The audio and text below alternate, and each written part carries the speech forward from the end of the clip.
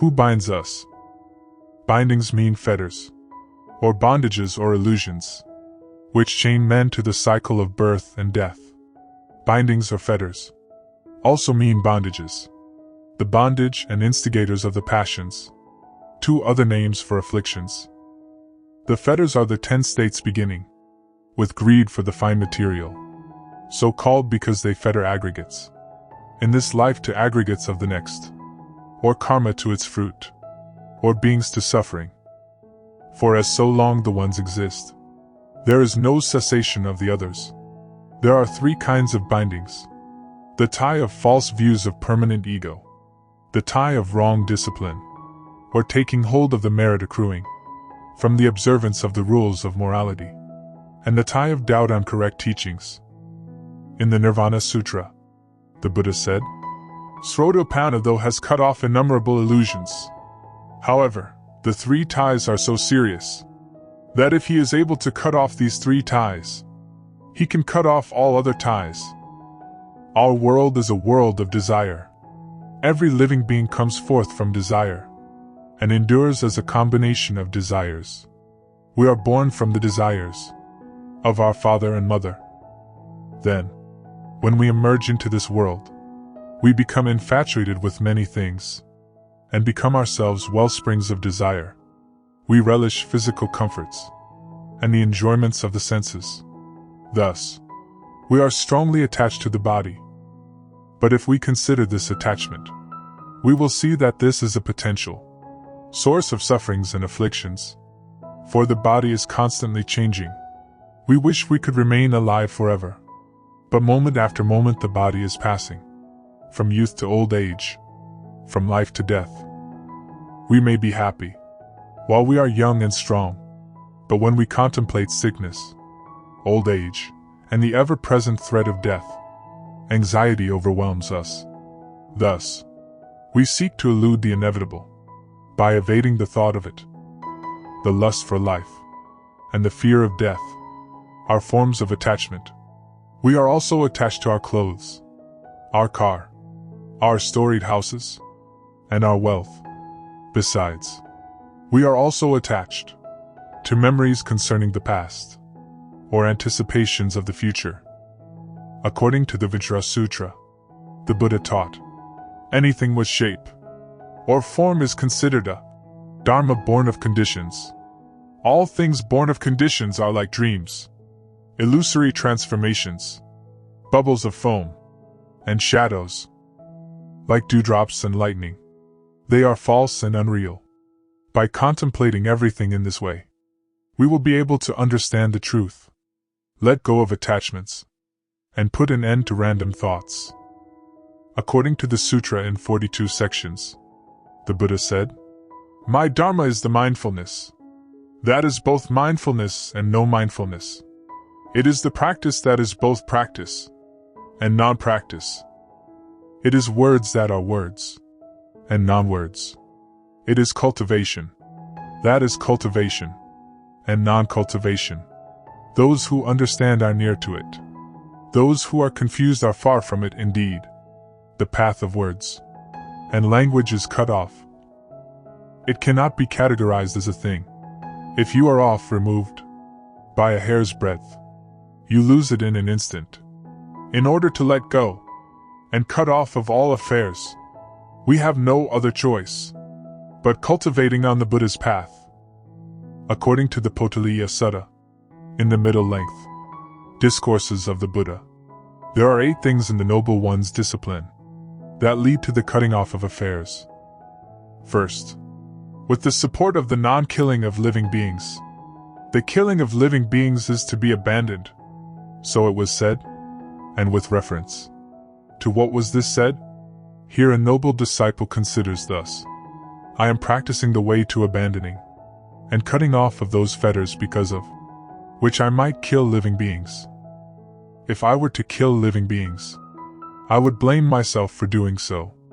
The wise, having investigated, would censure me for doing so, and on the dissolution of the body after death, because of killing living beings an unhappy destination would be expected. But this killing of living beings is itself a fetter and a hindrance. And while taints, vexation, and fever might arise through the killing of living beings, there are no taints, vexation, and fever in one who abstains from killing living beings.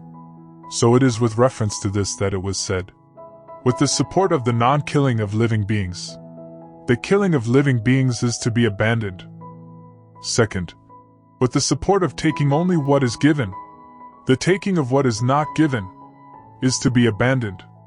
Third, with the support of truthful speech, false speech is to be abandoned.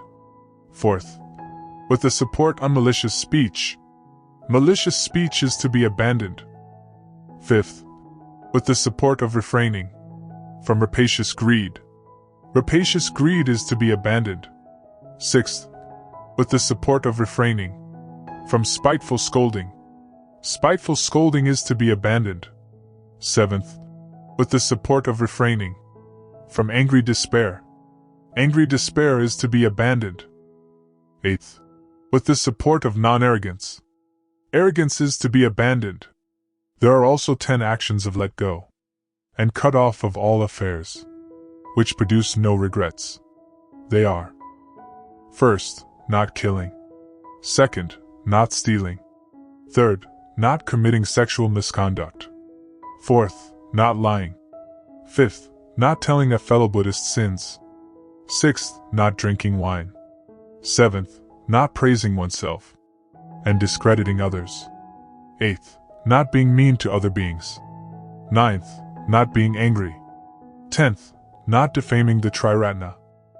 Buddhists believe in a just rationale of karma that operates automatically and speak in terms of cause and effect instead of rewards and punishments. Every action which is a cause will have a result or an effect. Every resultant action has its cause. Likewise, there is a cause of binding on something. There must be a result of attachments and sufferings and affliction on the so-called something. The law of cause and effect is a fundamental concept within Buddhism governing all situation. Buddhists believe in a just rationale of karma that operates automatically and speak in terms of cause and effect instead of rewards and punishments. It's a fundamental principle for all living beings and all things that if one sows good deeds, he will surely reap a good harvest. If he sows bad deeds, he must inevitably reap a bad harvest. Though the results may appear quickly or slowly, everyone will be sure to receive the results that accord with their actions. Anyone who has deeply understood this principle will never do evil. According to Buddhism, every action which is a cause will have a result or an effect. Likewise, every resultant action or effect has its cause. The law of cause and effect is a fundamental concept within Buddhism governing all situations. The moral causation in Buddhism means that a deed, good or bad, or indifferent, brings its own result on the doer. Good people are happy, and bad ones unhappy. But in most cases, happiness is understood not in its moral or spiritual sense, but in the sense of material prosperity, social position, or political influence. For instance, kingship is considered the reward of one's having faithfully practiced the 10 deeds of goodness. If one meets a tragic death, he is thought to have committed something bad in his past lives, even when he might have spent a blameless life in the present one. Causality is a natural law, mentioning the relationship between cause and effect. All things come into being not without cause, since if there is no cause, there is no effect, and vice versa. As so shall you reap. Cause and effect never conflict with each other.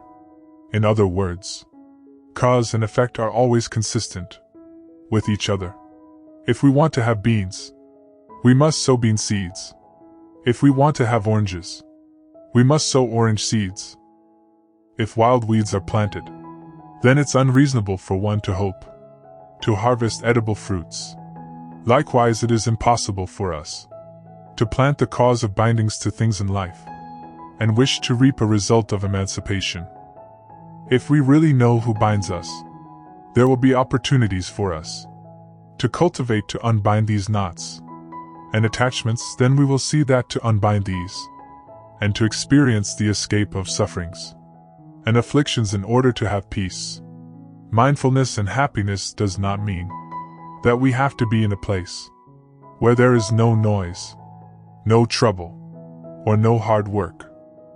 As a matter of fact, peace is really to be in the midst of those things and still be calm in our heart. For devout Buddhists, once you make up your mind to cultivate to unbind these knots and attachments, should persevere and never have the intention of retreat. Step by step, you should try your best to practice on a daily basis. Over the times, this will help us form habits which make our life to be untied on many aspects in a better and better way.